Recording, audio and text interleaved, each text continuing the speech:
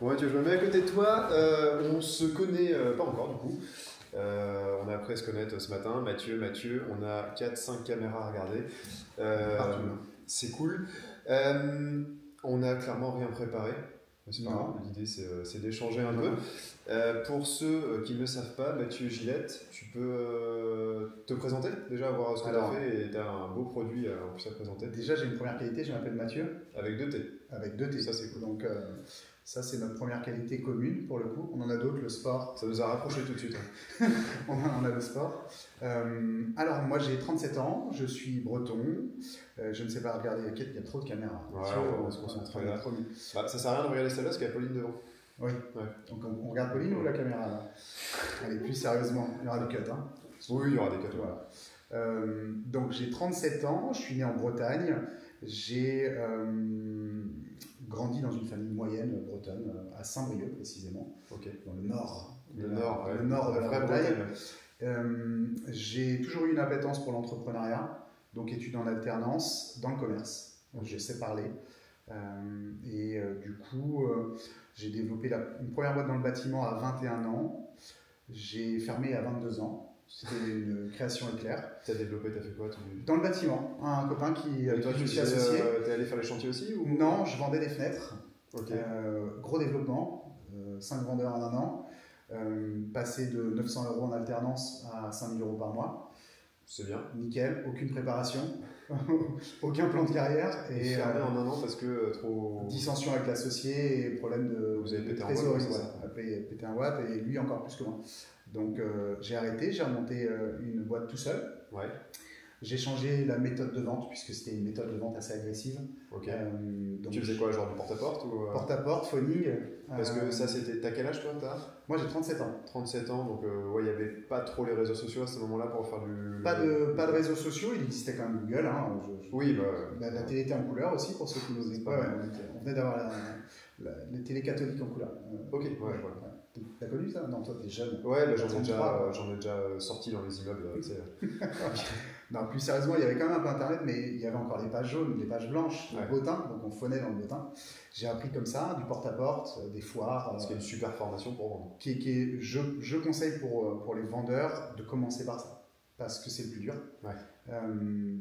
J'ai appris avec le temps que la vente, le nom, tu l'as déjà. Donc finalement, dans le pire des cas, tu peux avoir un oui. Et beaucoup de gens... le nom, le nom. Ouais, j'étais en train de chercher le nom Gillette. La réponse négative du client, tu l'as déjà. Et je crois que c'est comme dans tout passage à l'action, tu vois. C'est que si tu as peur de demander, si tu as peur de faire, investir dans l'immobilier, proposer un devis à un client, taper à une porte pour lui vendre ton service, vois que... si tu le fais pas, de toute manière, il va te claquer la porte. Et une fois que tu l'as fait 2-3 fois, tu vois que tu n'es pas foudroyé sur place quand il t'a dit non. Exactement. Et puis tu apprends à encaisser, parce que mentalement, beaucoup de vendeurs se disent bah ouais, mais j'ai peur de froisser le client. Pourquoi? Tu vas pas le froisser, tu lui fais ton devis. On a toujours peur des prix. Moi, j'ai vu beaucoup de gens, même dans les franchisés, me dire moi, j'ai eu beaucoup de mal à vendre. Ouais, en fait, je suis en train d'apprendre, du coup, on en parlait. On en parlait hier avec Pauline, on fait nos closings là, pour la GM Academy. Et faire de la vente au téléphone à quelqu'un, c'est un vrai défi. Alors maintenant, ça va mieux, mais au début, ça va demander de l'argent et autres, je sais pas, c'est compliqué. C'est compliqué de parler d'argent, c'est vrai. La vente, c'est ce qu'il y a de plus compliqué parce que souvent, on s'applique à soi-même. Alors que finalement, le client, il faut lui offrir un service, une offre finalement qu'il a besoin. Donc savoir identifier son besoin. Donc le porte-à-porte, ça m'a beaucoup aidé là-dedans. J'ai commencé par ça. Ensuite, j'ai voulu être plus sérieux puisque la vente en porte-à-porte, tu vas créer des opportunités un petit peu fausses. C'est de la vente, ce qu'on appelle en one-shot. Déjà, parce que les gens ont déjà des fenêtres chez eux souvent. Voilà, donc il est temps d'échanger. Non, et c'est vrai que tu crées un besoin, tu crées des opportunités de vente, et tu as un tunnel de vente, ni plus ni moins, une méthodologie de vente dans laquelle je n'étais pas aligné du tout. Mais tu es jeune, tu as envie de gagner de l'argent. Moi, mes parents n'avaient pas plus, pas moins que les autres. J'ai pas dormi sous les ponts, j'ai pas un storytelling hyper j'ai dormi une fois sous un pont, tous les Bretons ont dormi une fois sous un pont, ils ont trop bu. Ouais, c'est ça, rue de la soif, et puis il pleut, donc tu cherches un abri. Exactement. Mais voilà, j'ai vraiment pas eu à me plaindre, donc après j'ai fait les choses plus sérieusement, et le problème c'était la marge, je gagnais pas d'argent, puisque après quand tu fais des choses sérieusement... Je pensais que les fenêtres on gagnait beaucoup d'argent. Non, parce que je pense que je suis arrivé un peu sur la fin des fenêtres, l'or blanc comme on a appelé ça dans le milieu. Donc tu transformais du PVC en or. Et donc il y a eu une forte concurrence. Donc c'est comme toute hype, tu as beaucoup de gens qui arrivent. Ouais. Et étant donné qu'ils n'ont pas forcément toutes les qualités requises, eh bien, ils vont casser les tarifs finalement. Donc ça a été assez compliqué, peu de marge. Gros changement de vie, je pars au Maroc en mois d'août avec la mère de mon fils. Et la misère est plus belle au soleil, on en parlait tout à l'heure. Ouais. Et donc je découvre un pays francophone. Je ne suis pas bilingue malheureusement. Je fais partie de cette génération où tu avais 1 heure d'anglais par semaine. Et donc je découvre un pays où il fait beau, où les gens sont accueillants, où ça chante, où ça vit, où il y a du bruit. Je suis latin de cœur et dans le fonctionnement. Donc j'arrête ma boîte. Je dis à ma femme, écoute, on repart, mais on revient. Donc je ferme mon entreprise dans le bâtiment. J'ai 25 ans. T'es parti t'installer au Maroc, c'est ça? Alors je ne suis pas parti tout de suite. J'avais fait pas mal de copains au niveau des restaurants, etc. Et j'avais identifié un besoin. Je crois que c'est le rôle de l'entrepreneur, c'est d'identifier le besoin en premier lieu, d'analyser le marché. Et ce qui peut paraître fou, et aujourd'hui je pense que c'était une erreur, mais c'est une très bonne erreur. C'est là-dedans qu'on évolue. Les erreurs, les échecs te font évoluer, tu vois. Et je me dis, je vais vendre du champagne au Maroc. Ok. Rien à voir avec Marrakech. Rien à voir avec le bâtiment. Et alors, le bâtiment au Maroc, de ce que je l'ai vu, c'est encore plus compliqué qu'en France. Ça a l'air d'être le bordel. Il y a beaucoup de monde. On y allait il n'y a pas longtemps. Ça a l'air d'être un Eldorado des investisseurs quand on y est. Oui. Mais je pense qu'il y a beaucoup de... Ouais, c'est ça. C'est beaucoup plus compliqué. Ouais, c'est très compliqué. Donc l'intégration, c'est très bien faite parce que la barrière de la langue, elle n'existe pas. Il y a beaucoup de responsables français qui travaillent dans les hôtels de luxe, qui travaillent dans les boîtes, parce que l'engagement même d'un Français, on est très réputé dans le service dans le monde entier. On a souvent honte, on se crache dessus, les Français, tu sais. On a su sa réputation. C'est ça. Et pourtant, dès que tu vas à l'étranger, les Français sont quand même à des postes à responsabilité, sont des gens qui se lèvent, sont des gens qui bossent les 35 heures. Il y a peu de Français qui les font réellement. Et donc là-bas, je me fais vite un microcosme. Donc je rentre en France, je trouve 2 cartes de vente de champagne, le champagne Luxor, qui était le champagne de Palais d'Or, et Berlencroft, qui est une marque, ils ont 1 hectare, c'était le chef du général de Gaulle. Ah, incroyable. Donc ils ont fait, c'est un mania d'internet qui a lancé cette marque. Il a acheté, pendant 15 ans, il n'a pas fait de champagne. Il a tout mis en cave, il a tout millésimé. Première cuvée, il l'a jeté. Je pense qu'avec, s'il m'écoute, il me détestera, mais je pense que c'était un super coup marketing pour dire la qualité n'est pas autant à la hauteur. Ouais, on balance tout, on vous vend on vendra que de la super qualité. Donc un Magnum sur table, c'était 8 000 €, pas dirhams. Ouais. Et partenaire Rolls-Royce, des demi-bouteilles. Incroyable. Incroyable. Donc toi, tu as commercialisé ça? Alors du coup, je suis allé à Beaune pour Luxor. Je suis allé à Perpignan. Ça peut paraître fou, mais le siège social de Berlencroft était là-bas, puisque Stéphane Cessé avait fait fortune dans l'internet, dans les sites clients. Et donc, je suis allé les voir en leur disant que je connaissais tout le monde au Maroc, alors que j'avais fait 15 jours au Maroc, qu'il y avait un marché démentiel, un bon commercial, aucune étude de marché, une veste, et puis voilà. Et ils m'ont donné la carte d'Afrique du Nord. Donc, 2 mois après, j'étais parti au Maroc, installé au Maroc. On a fait 1 an et demi là-bas. J'ai plus bu que vendu du champagne. Mais par contre, envoyé peut-être du gros chiffre. Celui qui m'écoutera et qui se dit tu savais bien le vendre, tu le connaissais bien, moi. Je le connaissais bien parce que je l'avais bien goûté, effectivement. Mais plus sérieusement, en fait, je pense que culturellement, c'est ça qui fait peur aux gens, je pense, c'est qu'on est tous différents. Et c'est très difficile. J'étais pas dans une position à 25 ans assez ouverte encore. Donc j'avais mon esprit du Nord. Je considère vraiment qu'il y a le Nord et le Sud en France. Et le Nord, tu sais, on est très carré, etc. On est triste avec le temps. Voilà, et tu arrives au Maroc, donc toi tu poses un rendez-vous et tu essaies d'être 5 minutes en avance. Si tu es en retard, tu préviens.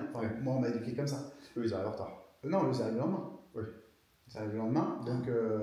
C'est vrai qu'on a été à Marrakech il n'y a pas longtemps et je sais plus, on avait commandé un truc. Tu sais que ça va arriver. Ça va arriver. Mais on l'a attendu, on l'a eu 4 heures après. Par contre, c'est arrivé, et vu que c'est arrivé, c'est pas gênant, tu vois, pour eux. Donc, ce que ça m'a apporté, c'est que fondamentalement, on n'est pas chirurgien cardiaque. Quand tu vends du champagne, tu ne sauves pas des vies. Tu peux même faire du mal à certains. Ça fait pas de mal. Bon, c'est vrai qu'on est breton, là, du coup. Mais ça m'a énormément aidé parce que je me suis rendu compte qu'en France, ça tournait vachement bien, qu'on a des routes qui sont magnifiques, qu'on a des villes qui sont magnifiques, qu'on a une chance avec le système bancaire qui est complètement différent au Maroc. Mais on ne s'en rend pas compte tant qu'on va pas à l'étranger. On ne s'en rend pas compte. J'ai découvert une face avec des personnes qui étaient très riches là-bas. mais c'est 1% des gens. En France, on ne se rend pas compte que la classe moyenne, tu as une chance de t'élever. Bah déjà, en naissant en France, tu fais partie des 10% les plus riches mondiaux. Non, mais voilà. Et je crois que même un clodo en France, il est plus riche que... Enfin, c'est hallucinant. Donc, ça m'a laissé penser que Erasmus et que l'échange culturel avec les autres, ça devrait être obligatoire comme le service militaire, où tu pars voir ailleurs. Parce que beaucoup de Français se plaignent de tout ça, alors que finalement ailleurs c'est vachement plus dur. Ils se plaignent, mais ils sont jamais sortis du département. Non, mais voilà, c'est ça. Et puis la délinquance, ils en ont peur parce qu'ils ont ouvert TF1. Quoi. Donc c'était une très belle expérience. Je suis revenu en France avec des nouvelles valeurs. J'ai remonté une boîte. J'ai eu 42 salariés. Dans le Champagne toujours? Non, dans le bâtiment, puisqu'on revient aux fondamentaux. Et une nouvelle expérience, nouvel échec, liquidation judiciaire au bout de 5 ans. Pour quelle raison? Alors, 42 personnes, moi je suis très libre là-dessus et très transparent. 42 personnes, 80% qui sont persuadés que la société est grosse, donc elle a de l'argent. 20% qui ne travaillent pas. Donc j'ai découvert qu'une femme pouvait avoir ses règles 4 fois dans le mois. Ah ouais, bah ça c'est... A priori, c'est peut-être la seule que j'avais. C'est un peu sexiste de dire ça, attention. Et justement, je vais attaquer les hommes. Pour chacun a le droit à son coup. Et les hommes, le grand-père est mort 4 fois. Donc ça, je ne savais pas qu'on pouvait avoir 4 grands-pères. Parce qu'il n'y a pas de mariage gay à l'époque en plus. Voilà, donc si tu veux, 42 salariés. En fait, moi je suis entrepreneur, j'adore ça. Mais je ne suis pas voué à avoir 42 poseurs dans le bâtiment. Ouais. Parce que c'est un vrai travail finalement d'assistant social parfois. On est dans un pays où les gens ont des difficultés et tous les jours, tu sais que tu vas avoir quelque chose, tu attends juste le moment où ça arrive. Puis toi, tu as la chance d'être entrepreneur et de comprendre l'intérêt du business et même d'y prendre du plaisir dans le travail.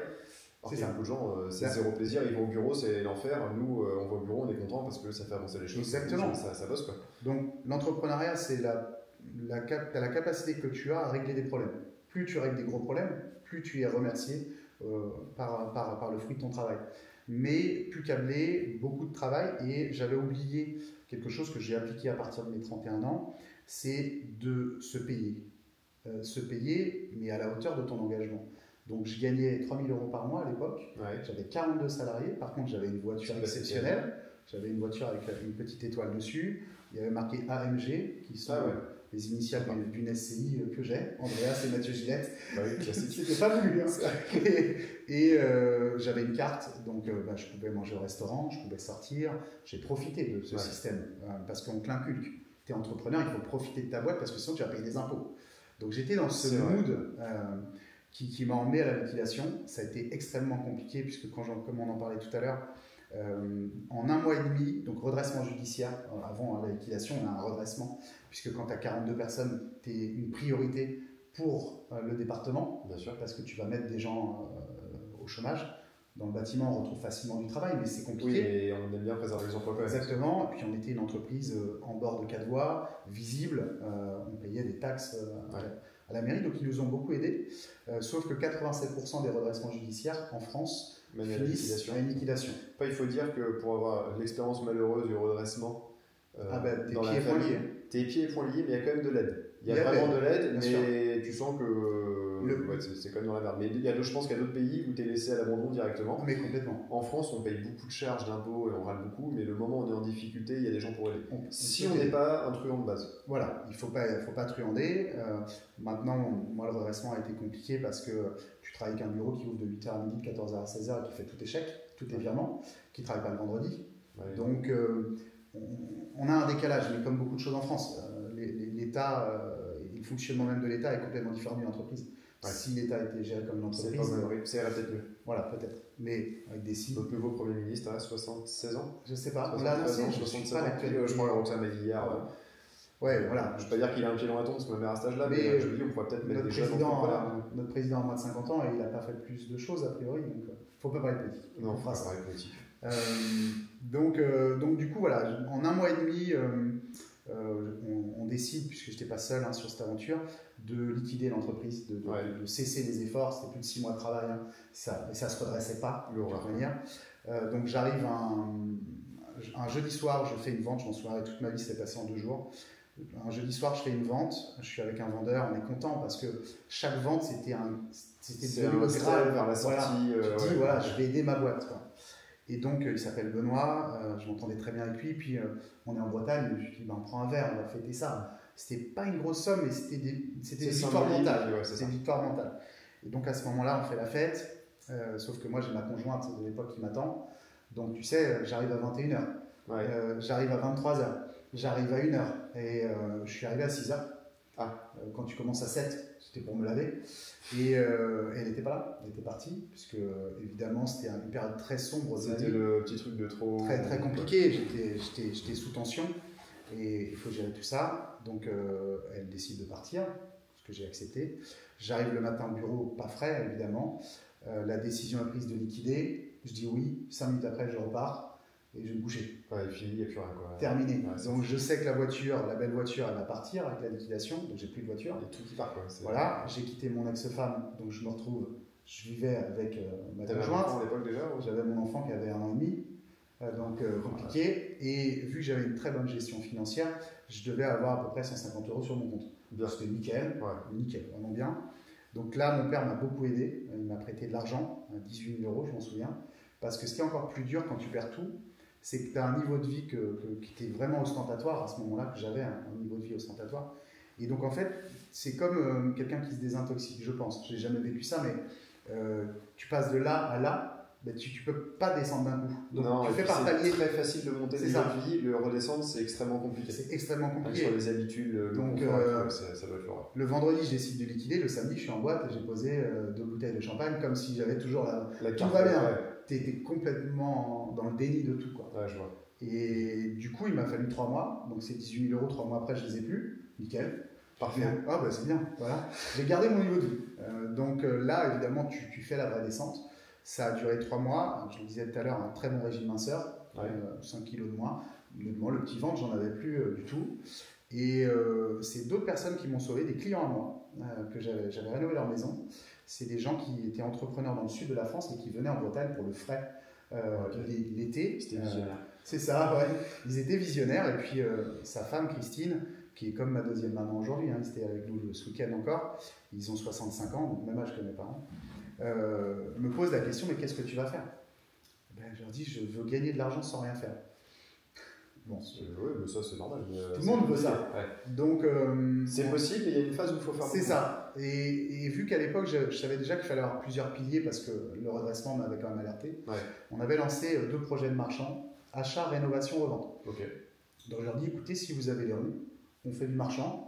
Moi, je m'en occupe le matin. Je fais tout le boulot, vous m'aidez à financer. Et vu que j'avais des compétences techniques, que j'avais quand même des hommes qui avaient travaillé avec moi. Parce que gérer les boîtes de travaux, tu dois en savoir plus que la moitié. Ouais, tu vois, donc je passais sur des immeubles. Le matin, je me souviens, je passais à 9h. Comme ça, je ne me levais pas trop tôt. Je passais à 9h en tenue de sport. Ouais. Je passais, les gars, vous avez besoin de quoi? Leroy Merlin, point payé, machin. Je faisais la commande, tu veux un autre truc? Ouais, quelle heure le drive? 11h? Allez, hop. Je payais avec la carte bleue. Donc c'était fini, j'allais au sport. Nickel. Je mangeais des légumes. Ah oui, pendant 6 mois, j'ai eu une austérité parce que j'avais pas les moyens, de toute façon, d'avoir autre chose. Ouais. J'ai arrêté de sortir. J'ai vraiment arrêté de sortir. Et socialement, c'est marrant, quand tu perds tout, tu perds plein de potes. Ouais, ça c'est donc. Il n'y a plus personne pour aider. J'ai un exemple très concret où j'avais une certaine voiture et tous les week-ends, j'allais à la concession, vu que c'était un de mes meilleurs amis, en tout cas je le pensais, j'avais toujours les nouvelles voitures. Donc j'ai roulé avec tout.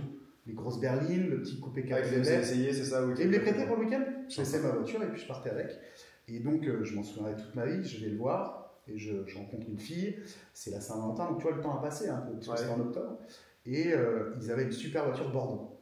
Et je suis quelqu'un de très romantique, ça se voit pas, mais du coup je dis, la voiture Bordeaux elle est sublime. Et peut-être encore ce truc en toi, là, ce petit diable, tu peux me la prêter ce week-end. Alors il a quand même réussi à me la prêter, mais il me dit, tu sais, socialement c'est compliqué parce que tu n'es plus chef d'entreprise. Et même lui, par rapport à, il n'était que directeur, il me dit, socialement, Mathieu, tu vas partir avec la voiture, les vendeurs vont te voir, ils vont pas comprendre. Tu vois, et là, c'est tout sur l'image, quoi. Moi, ça m'a brisé. Et depuis, j'ai jamais racheté une voiture de cette marque-là. Ouais. Et depuis, je me permets pas, en l'espace de 4 ans, de me payer une belle voiture. Tu vois, je suis marqué à vif de cet échec. Et par contre, quand j'ai recommencé et que De Rent est né sur un total malentendu, j'ouvre la porte à un chasseur et le gars me dit tu veux faire pareil pour les clients. Moi, je sais que les clients ils ne payent pas. Je sais que les clients ils sont déçus du service dans le bâtiment. Je sais que ça va être une galère. Je sais que c'est beaucoup de temps et je suis en train de me ressourcer. Donc je me dis repartir là-dedans, non. Travaux, Et en fait, je lui dis ce qu'est De Rent aujourd'hui. Je lui dis écoute, c'est mes choix, c'est mes matériaux. Je vais leur laisser un peu de choix esthétique. Ouais, quelques choix, mais je veux pas que techniquement ça tu change. sais à l'avance tout ce que tu peux faire. Voilà, s'ils me changent un parquet stratifié versus massif, j'ai vu des massifs posés avec la sangle parce qu'ils ont un peu travaillé, il faut rattraper. Ouais. Donc tu passes 2 semaines au lieu de 3 jours. Donc c'est des galères. Et puis en plus, je savais ce qu'il fallait faire dans le locatif, j'en avais fait, tu vois. Ouais. Je lui dis les retards, je vais faire un système, je te donne un délai assez long, tu me laisses une tolérance quand même pour éviter de mal communiquer. Et si vraiment j'ai passé ça, j'ai eu une chance, et ben je paye la moitié des loyers. Il dit ok. Je lui dis la malfaçon, je négocie pas.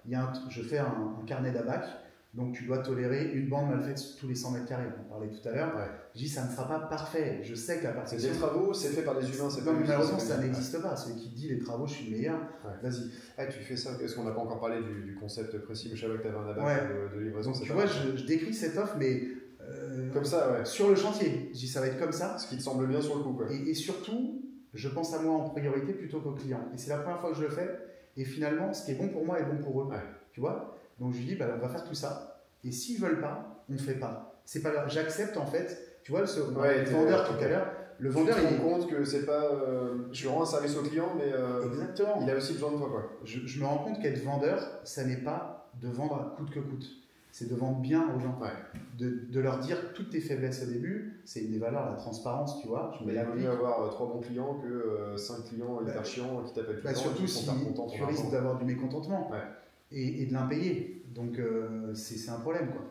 Et donc je reprends goût à ça. Et je me dis par contre, je vais m'organiser. Donc je fais une liste. Et là, du coup, tu es tout seul et comment tu structures? Ça m'a toujours fasciné les mecs qui structurent des boîtes de travaux. Tu vas recruter des sous-traitants, tu salaries les mecs tout de suite. En fait, vu que je le fais déjà en marchand, j'applique la même méthode. Je structure. Je me rends compte qu'il n'y a rien pour se structurer dans le bâtiment. Tu as un logiciel de gestion commerciale. Quoi, le bâtiment, quoi. Alors, c'est simple. Pour chiffrer un immeuble, il faut faire un relevé de cote. Ouais. À l'époque, filmer les choses, c'est pas dans c'est pas dans nos habitudes. Nos habitudes. Donc je me dis, je suis quelqu'un alors je me considère pas feignant, mais je considère qu'il faut s'optimiser. Oui. Tu vois, je vois très bien ce que tu veux dire. Quand j'ai fait la route pendant 2 heures, je n'ai pas été dans le vide pendant 2 heures. Ouais. J'ai appelé, j'ai traité les WhatsApp, j'ai l'autopilote, j'ai une Tesla pour les gendarmes. Ne mettez pas. Donc, tu vois, et je me dis, il faut être optimisant, donc je fais des vidéos de tout ce que je vois pour pas retourner. Ouais. Feignant, il trouve une solution. En fait, le feignant, il optimise beaucoup. Voilà, tu vois, un peu comme ça aussi. pour faire autre chose, du plaisir ou du travail. Il y a des logiciels pour capter les dimensions, parce qu'on a un travail de forfait et un travail de dimension. Bien sûr. Donc, je trouve ça, sauf que le problème, il n'y a rien pour chiffrer. Surtout que tu es dans un métier où chaque appartement est différent. Chaque appartement est différent. Chaque bien est différent et chaque spécifique. Chaque bâti est différent. En Bretagne, sensiblement, on a de l'ardoise. Dans le sud, dans les bâtiments neufs, c'est un peu moins le cas maintenant, mais dans les maisons anciennes. Tout ce qui est avant 60-70, la méthode constructive, elle est un peu. Voilà. Aléatoire. Elle est aléatoire. C'est un très bon terme. Ouais. Donc, du coup, il n'y a rien qui existe. Donc, je commence par le commencement. Je veux chiffrer vite, il n'y a pas de solution. Je crée une solution. Donc, je fais un Excel. Tout commence sur Excel. Avec toutes les lignes. Avec toutes les lignes. Et je calcule rapidement. Donc, déjà à l'époque. Parce que toi, tu as déjà le savoir-faire à ce moment-là de combien coûte, je sais pas, un sol. Exactement, c'est ça. Et puis, Google est mon ami. J'ai commencé comme ça. Hein. Ouais. Je regarde les prix d'achat. Donc, je calcule tout ça, tu vois. Et donc, je crée un Excel. Et en fait, en 10 minutes, je chiffre et je dis Europrêt, TTC, les meubles et les travaux. Et là, en 10 minutes, toi, tu sais combien tu dois facturer pour le client et tout. Exactement. Et puis à côté, évidemment. Il n'y a personne d'autre qui peut faire ça. Enfin, sur le coup, si, parce que je viens de vous le donner, vous faites un Excel. Oui, mais sur le moment, personne d'autre le fait. Personne d'autre le fait. Donc, généralement, j'ai le souvenir d'un courtier en travaux sur Le Mans il y a 3 ans. On arrive avec notre méthode. 15 minutes. On filme, on prend, on voit ce qu'on peut faire, on optimise, on projette ce qu'on peut faire. Donc, à l'époque, je mets une petite ligne, les loyers, etc., pour calculer une renta basique, tu vois. Ils sont super bien faits vos tableaux d'ailleurs. Ouais, maintenant, on a mis une mise à jour là, dernièrement. Et du coup, on arrive, il est en train de prendre les cotes au laser. il prend la hauteur de la fenêtre, etc. Une fenêtre, pour vous dire sur mesure, ça marche de 10 en 10 en hauteur ou en largeur. C'est-à-dire qu'une fenêtre, j'ai une bêtise, oscillobattante de WC va coûter bon an mal an à l'achat entre 150 et 200 euros. Si tu mets le système oscillobattant, si tant est que tu peux le mettre, on ne va pas faire de la technique sur la fenêtre. On peut en faire si vous voulez, moi c'est ma passion. On fera un épisode plus long ensemble, sinon on ira faire des techniques. Mais tu vas l'acheter 155,10 euros. Si elle fait 10 cm de plus, tu vas l'acheter 165,10 euros. Tu chiffres très vite en fait. Donc en fait, fondamentalement, c'est pas les 10 euros qui changent. En fait, sur chaque poste, tu peux garder une petite marge d'erreur. Exactement. Et tu sais que tu auras plus ou moins 1 ou 2% de marge finalement. J'ai un tableau de 70 fenêtres. Et si elle fait 1m50 ou 1m60, c'est la même. Tu vois, ça ne sert à rien. Ce n'est pas les 10 euros qui vont changer fondamentalement. Bien sûr. Donc je fais comme ça, et après, pas de problème. Tu as chiffré vite, mais il faut faire une présentation. Tu ne peux pas envoyer un Excel à un client. Bon, ben voilà, débrouillez-vous quoi. Donc, du coup, tu fais ça dans un logiciel de gestion commerciale. Il faut tout taper. Donc, visite une demi-heure quand tu es rapide. Quand tu n'es pas rapide, tu es plutôt à 1 heure. Donc là, je me dis, c'est bon, j'ai trouvé une solution, c'est traité. Je chiffre vite, c'est nickel, mais il faut que je fasse le logiciel. Il faut le nom du client, il faut créer le client, il faut faire le devis, 2 heures. Ouais, on le voit quand on demande des devis aux artisans. Je vous le ferai vendredi prochain, parce que souvent le vendredi avant le week-end, je fais passer les devis ou le lundi matin, ils ont tous leur. Exactement. Les KPI dont on parlait tout à l'heure, une vente sur 3 chez nous, à l'époque, c'est une vente sur 5. Donc j'ai passé 4-5 heures. Sur 5 heures. Multiplié par 5, ça fait 20 heures pour trouver un client. Juste pour trouver le client, on n'a rien fait. Tu as intérêt que ce soit un gros chantier. Tu as intérêt que ce soit un gros chantier. Ensuite, comment tu expliques à ton client ce que tu vas faire? J'ai 3 photos dans mon téléphone des chantiers en cours, donc je les emmène, je leur explique et j'impose mon choix. Je leur dis, vous allez choisir le parquet, la couleur, mais ce sera toujours le même fabricant. Vous allez choisir la peinture sur les murs, tu préfères le bleu ou le rose.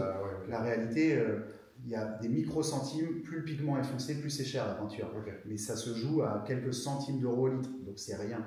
Donc je laisse le choix de couleur. Donc toi c'est 10 000 euros la peinture et puis c'est blanc, bleu, vert et c'est tout quoi. Alors ils ont 187 choix de peinture. Ah oui, ça va. Donc voilà, mais ça ne change pas le prix. La cuisine, blanche ou noire, la réalité c'est qu'une cuisine classique de bricolage, de magasin de bricolage, que les portes soient blanches ou noires, ça coûte à peu près le même tarif. Le problème c'est que noir c'est hyper salissant, mais bon, ils font ce qu'ils veulent. Noir c'est joli en photo, mais en entretien c'est légal. Exactement, donc je propose blanc, noir ou bois. Donc le client choisit, mais c'est toujours le même fabricant. Et dans les salles de bain, je fais pareil. Donc je laisse un choix limité, qui ne change jamais la qualité. Le carrelage, qu'il soit beige, noir ou marbre blanc, puisque maintenant on a cette gamme-là, on a du Zélige, c'est toujours les mêmes épaisseurs, le même fabricant, la même colle qui va être mise. Donc techniquement, je réduis le risque d'avoir des malfaçons parce que quoi? Si tu fournis quelque chose à un artisan, sous-traitant ou même un équipier, un salarié d'entreprise, si tu lui dis le carrelage là, on va le poser, il est super. Tu prends un nouveau carrelage, il te dit celui-là c'est de la merde. Et puis après il te dit je préférais l'autre. Et puis la colle, et en fait tu arrives à tout le temps poser des choses différentes, donc tu ne gagnes pas en expérience. Tu es toujours à réessayer un nouveau truc. Donc j'ai fait ça. Là, sur toutes les références que vous êtes ultra pro, vous les connaissez par cœur. Nous le parquet, on pose, j'ai pas le calcul en tête. C'est des kilomètres de parquet. Ouais, voilà. Et en fait, c'est arrivé une fois, un paquet courbé. Je pense qu'il y a eu un problème de stockage. Mais c'est un easy clip, donc on ne le frappe pas. On le pose, et donc si le poseur, un nouveau poseur viendra nous dire votre parquet il est vraiment mauvais, mais il est tellement éprouvé ailleurs qu'il ne peut pas nous dire ça. La colle, le carrelage c'est pareil, les appareils électriques, on est partenaire Schneider, et très bientôt on va avoir un tremblement puisqu'on va devenir partenaire France de Legrand dans notre catégorie, donc ça va être plutôt cool. Et bien on va travailler la gamme, on va découvrir la gamme, et on va pouvoir la comparer, et si c'est bon, on sait avec des peignes automatiques, un peu de technique. Donc vous gagnez du temps, tu peux chiffrer hyper vite. Je gagne du temps, je gère mes bases d'achat facilement et surtout ce qui était un point nommé, c'est comme ça que j'ai commencé, je montrais la photo aux clients. Je leur disais, vous voyez ça, vous aurez la même chose. C'est le parquet que vous voyez là, vous l'avez. Donc vous pouvez venir voir en vrai. Le parquet là, ça sera le même chez vous. Il n'y avait pas de stock. J'ai posé un autre parquet, donc il est un tout petit peu moins. Tu sais, ça joue à des micro-détails le bâtiment, quoi.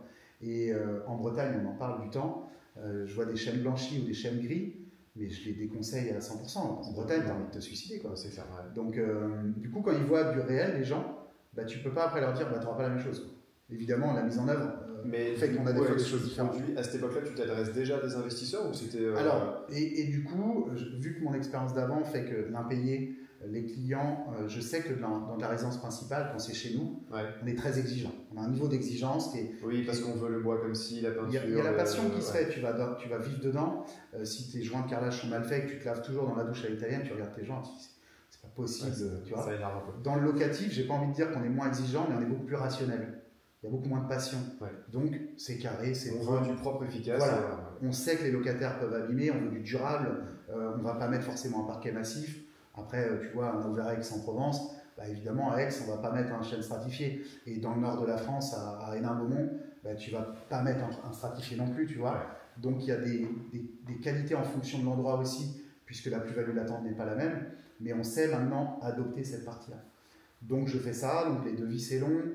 Les cahiers des charges, il n'y a pas les CCTP, donc tu connais, la promotion.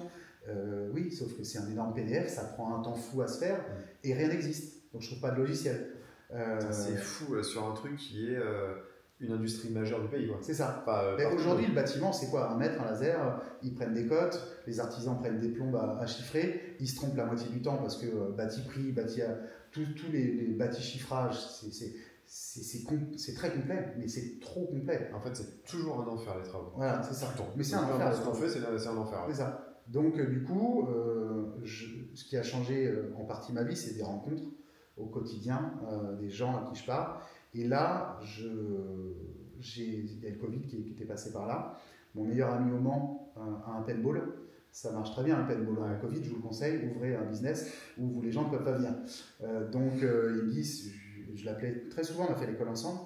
Et je dis, écoute, je fais un truc, ça cartonne. J'ai 20 projets par an, je suis tout seul, je travaille de chez moi, j'ai pas de charge, je sous-traite tout au départ, tu vois. Évidemment, j'ai salarié après parce que la sous-traitance n'est pas une solution en soi. Non, ouais, bien sûr. Ça peut pas être une solution. Tu n'as pas la maîtrise totale, ouais. Tu maîtrises pas totale, donc tu es à découvert. Et je dis, écoute, si tu veux, moi je suis persuadé à l'époque que n'importe qui connaît pas le bâtiment, je peux le transformer en expert du bâtiment. Ah ouais, à ce moment-là. Ouais, première erreur. Ah ok. Donc Nicolas a plutôt bien réussi, mais je l'ai éprouvé après et je sais que finalement maintenant, les franchisés, on a besoin qu'ils aient 3 ans d'expérience dans le bâtiment, c'est une condition. Et je lui dis, écoute, j'ai un truc, si tu veux, j'ai de la demande, j'ai des chasseurs immobiliers, je suis une perle pour eux, je suis une opportunité parce que je chiffre vite. Le marché à l'époque, en 2019-2020, tu as un truc qui tombe le lundi à 10h, il y a 14 personnes qui visitent. Donc, ce qu'on avait d'avance, c'est ce temps de chiffrage. Donc, moi, je chiffre dans la journée.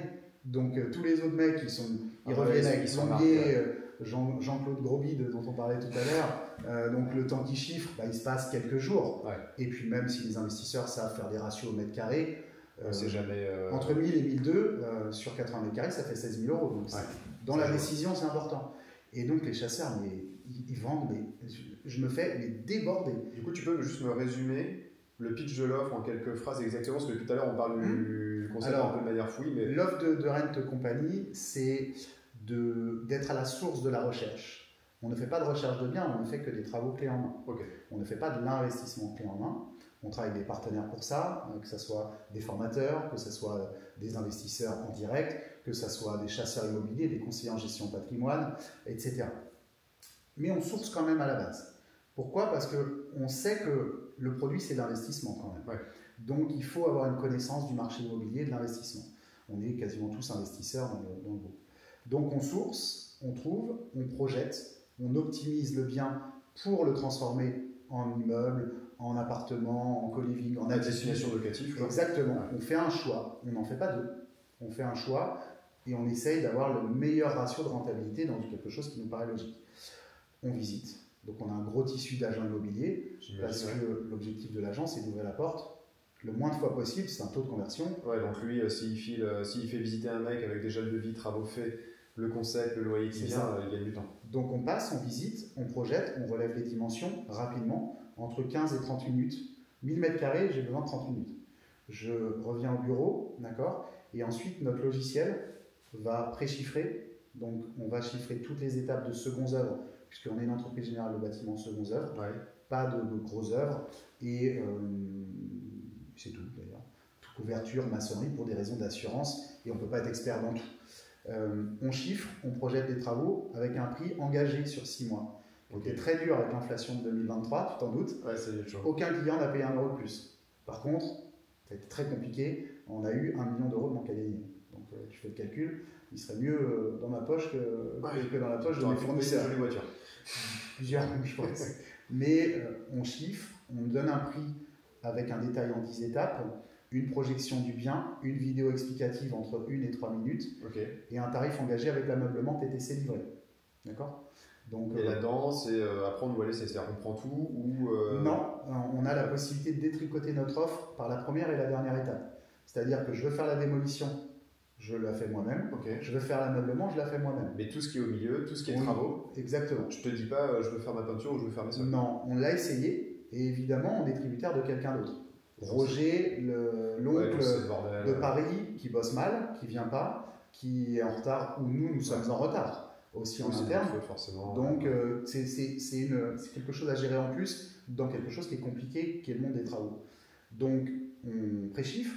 Ensuite, le préchiffrage, on établit un devis au client, il fait son offre parallèlement. Il va lever les conditions, on va l'y aider sur une partie bancaire. Il le fait tout seul ou avec la personne qui l'accompagne. Nous, si tu veux, pourquoi on fait ça et qu'on n'a pas été Mastéos bis. J'ai beaucoup de respect pour Mastéos, même si ça a été compliqué pour eux.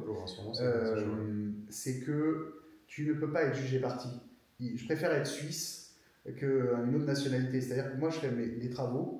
Le client, qu'il achète l'immeuble A, B ou C. Toi, ça ne change rien. Toi, tu es une entreprise de travaux. Voilà, et surtout, même si on est parfois dans le conseil avec nos investisseurs, on n'a pas de carte T, on n'en veut pas. Parce que à un moment donné, quand tu es vendeur, si tu as 100 000, 200 000 ou 300 000 euros de travaux, qu'est-ce que tu vas conseiller au client? Forcément, bizarrement, les 300 000 euros de travaux, même si la renta elle est moins bien. Et là, tu passes une frontière qui va t'être reprochée un jour ou l'autre. Donc, on laisse le choix. C'est un peu le problème des CGP qui sont rémunérés sur les produits qu'ils vendent. Ils mangent un peu partout, quoi.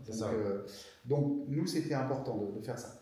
Donc, on l'aide à lever les conditions sur les déclarations préalables et les permis de construire. Donc, on le fait payer, la déclaration préalable du permis, et on vient de déduire. Vous faites les dessins, vous avez un partenaire archi qui peut Exactement. En fait, alors, on a industrialisé les dessins avec le relevé de cote, avec une solution interne.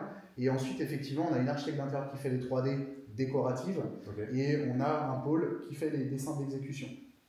Donc, du coup, ça marche plutôt pas trop mal. Donc, on a tout un phasage dans le développement avec les clients et on établit un CCTP relativement simple sur nos étapes avec des photos, des vidéos, des plans. On a une énorme foire aux questions avant pour un peu mettre tout le monde sur un pied d'égalité. On en parlait tout à l'heure des litiges et je tiens à en reparler là parce qu'on n'est pas parfait, on n'est pas les meilleurs. Ça reste des travaux, ça reste des humains. Exactement. On a 3% de litiges aujourd'hui, le bâtiment c'est 15%, on en est loin. C'est pas une raison de se dire on est meilleur. Il faut progresser quand même. Il faut essayer de l'abaisser évidemment, mais c'est difficile. Et le CCTP et la foire aux questions, on a des choses hyper basiques, mais les primo-investisseurs, il faut savoir que quand tu fais un financement 200, 300, 500 000, ce que tu veux, il faut relever ton plafond bancaire. Parce que si ce n'est pas la banque qui paye ton artisan, tu ne vas pas pouvoir faire un virement de 70 000, sauf si tu l'as anticipé. Les frais en Bretagne, quand tu fais un immeuble, l'alimentation électrique d'un immeuble, c'est un abonnement, c'est le client qui paye. Quand on fait les plâtreries, comme ici, il faut chauffer parce qu'on a un taux d'humidité plus élevé. Donc, j'ai vu des immeubles coûter 300, 400 euros par mois. Quand tu n'as pas prévu ça et que la formation a été un peu basée sur le cash flow, quand tu payes 400 euros par mois, un peu aussi, si tu n'es pas prévenu, donc il y a des choses comme ça, donc on essaye d'avoir la meilleure communication possible parce que c'est éprouvé avec l'expérience, tu vois. Donc ensuite, on a développé tout ça, et tout ça, c'est un logiciel qu'on a créé. Parce que ça n'existait pas, donc je me suis dit, si ça n'existe pas, on va le créer pour nous, et il est qu'à nous, on ne le commercialise pas. C'est réservé à The Rent, et donc en fait, on a automatisé, et mon jeu maintenant, c'est tout ce qui prend 2 heures, il faut que ça prenne 2 minutes. Et donc, j'automatise un max de choses. Plus efficace, plus optimisé. Et plus, Préchiffrage, il fait un devis, 3 secondes. Le client, on ne le crée plus dans nos bases, c'est le client qui se crée dans notre base. Il a un espace client, je mets une photo, ça lui envoie un mail en fin de journée pour éviter le spam. Vous avez des photos. Toutes les factures, il a en accès. Avant, il fallait renvoyer les factures, etc. La question, appeler Mathieu, la facture. Le CCTP, quand on a évolué, on l'a fait sur PowerPoint. En fait, vous réfléchissez comme une start-up qui va proposer un SaaS hyper optimisé, c'est un peu la même chose. Je pense qu'il y a quelque chose depuis la Rome antique. Il y a des mecs qui devaient acheter de l'immobilier et le louer. Il y a des mecs qui devaient acheter et c'est ça qui me font marrer. Enfin bon, je suis le premier à faire de la formation maintenant, mais tous les mecs, on est des génies, on fait de l'immobilier, on loue des logements. Il y en avait déjà, je pense, même en Égypte, il y a déjà des mecs qui louent des logements, on n'a rien inventé. On n'a rien inventé, sauf que dans le bâtiment, comme les routes romaines, ça a évolué techniquement. Il y a la visseuse qui est arrivée, il y a les trous portatifs, il y a des exosquelettes, sauf que fondamentalement, on fait toujours la même chose. Et il n'y a pas un chez l'artisan moyen, c'est quand même, je pense que ça fonctionnait pareil il y a 200 ans avec moins d'électricité. Il devait faire un devis sur le papyrus et à la c'est exactement ça. Ouais. Mais il devait faire un devis. Et il devait être payé avec des pièces en or qui valaient aujourd'hui. Il était payé en retard, puis il y avait des soucis de livraison. Donc ça, fondamentalement, à part automatiser et améliorer ce process, mais fondamentalement, tu ne peux pas vraiment le... C'est comme la mécanique automobile, un moteur, c'est un moteur. Quoi. Mais tout ce qu'il y a autour, si tu peux faire en sorte que ça ne soit pas une problématique et avoir qu'à gérer ça, bah, tu as 95% des problèmes gérés et tu as 5% qui est la ressource humaine, la malfaçon, les incompréhensions. Bah, tu fais des fois aux questions, tu fais des réponses, tu essayes d'anticiper un maximum de choses. Et donc on s'est niché sur l'investissement locatif pour des raisons passionnelles. Donc et en plus vous êtes capable, enfin j'avais deux trucs, vous êtes capable de me faire finalement le même appartement, que ce soit à Saint-Brieuc ou dans le sud de la France, s'il y a quelqu'un qui fait de rent, on peut avoir exactement le même produit. En termes de matériaux, design intérieur, effectivement. Dans la mise en œuvre, il y aura des disparités humaines. Oui, mais le produit fini sera sensiblement le même avec produit, effectivement. Donc on peut avoir la même photo. Je veux dire, 2 appartements identiques en disposition, ce sera exactement le même. C'est assez drôle parce qu'à Saint-Brieuc, qui est historiquement là où j'ai commencé, j'ai une agent qui est une copine et elle a visité avec une autre agent et elle lui a dit ça c'est de Rent qu'a fait. Et c'est une reconnaissance, tu vois, parce que... Ouais, il y a la pâte, il y a... Ouais, c'est ça. J'ai entendu dans une porte ouverte au Mans, c'était pas voulu que j'entende, mais tu avais une chasseuse qui, je m'en souviens, elle a dit ouais, de toute façon, ils font la même chose. Et elle n'était pas du Mans. Donc, et en fait, elle n'a pas compris qu'en disant quelque chose qui était peut-être pas très sympa pour nous, c'était la plus grande gratitude qu'elle pouvait me donner. C'était rassurant pour le client aussi. C'est qu'on a des engagements décoratifs, des murs de cadre, des 3D, des peintures au plafond et sur les murs là. On a un style, les plaintes, les portes sont pas en blanc chez nous. Même si c'était sur un pan de mur coloré, nos plans de travail sont en massif, en hêtre massif, mais c'est de l'assemblée évidemment, hein, c'est pas du chêne massif. Mais il y a des petites choses qu'on essaye de faire en sorte. Les poignées, je ne vais pas donner la référence, mais elle est top. J'ai jamais de poignée qui gligne là. Ouais, c'est un produit de Rent. Voilà, il y a des petites choses comme ça qui font qu'on essaye d'avoir. On a des visions sur toutes les étapes qu'on applique tout le temps pareil. Et est-ce que, je te pose la question piège qu'on a toujours posée, pour un investisseur, est-ce que ça coûte beaucoup plus cher par rapport à... Oui, clairement. Plus cher, mais... J'estime que nous sommes, je dirais, par rapport aux artisans. Si on prend des artisans qui font la fourniture et pose, à peu près 15% plus cher. Okay. Ça, c'est mon avis. Maintenant, dans le bâtiment, c'est comme beaucoup de choses dans le service, on compare l'incomparable. Alors que dans le monde automobile, je prends souvent cet exemple pour imager les choses, c'est que jamais avec une Dacia, j'ai rien contre les Dacia, ok, tu vas comparer avec une Mercedes. Tu vas pas chez Ferrari et tu dis au mec qui te vend la bagnole, attends, il y a 4 roues, il y a un moteur, il y a une carrosserie et il y a de la peinture dessus. Personne fait ça. Et dans le bâtiment, malheureusement, on va souvent en bas. Par contre, ce qu'il faut rappeler, c'est que nous, la pénalité de retard, par exemple, après les tolérances qu'on s'octroie et qu'on donne au client avant de travailler avec lui, on paye la moitié des loyers non perçus. L'artisan qui te fait un mois de retard. Donc tu touches rien et puis voilà, donc tu n'as pas de garantie. L'artisan à qui tu verses un acompte et qui ne vient pas. Nous, on en a 2 par an par structure. D'accord ? Moi, j'ai deux personnes sur le 22. Il y a un dépôt de plainte qui est fait. 2 fois 1 500 €. On leur a donné, ils sont jamais venus. C'est des sous-traitants ? Des sous-traitants, d'accord. Et pourtant, un qui était habitué. Mais ça, c'est la paume, elle est pour toi et pas pour le client en plus. Exactement, elle est pour nous. Mais en tant que client, tu peux avoir ça. Ouais. La malfaçon, puisqu'il faut quand même se rendre compte que dans le bâtiment, grosso modo, moitié, les matériaux coûtent autant que la main-d'œuvre, sensiblement. C'est pas exactement ça, mais c'est pour imaginer. Eh bien, si tu fournis un parquet, tu mets 2 000 € de parquet, tu prends un poseur à 2 000 au lieu de celui à 3 000. Il te ruine tout le parquet. Il le frappe, je ne sais pas, il fait une malfaçon. L'incompétence, elle est inchiffrable. Et on l'oublie tout le temps.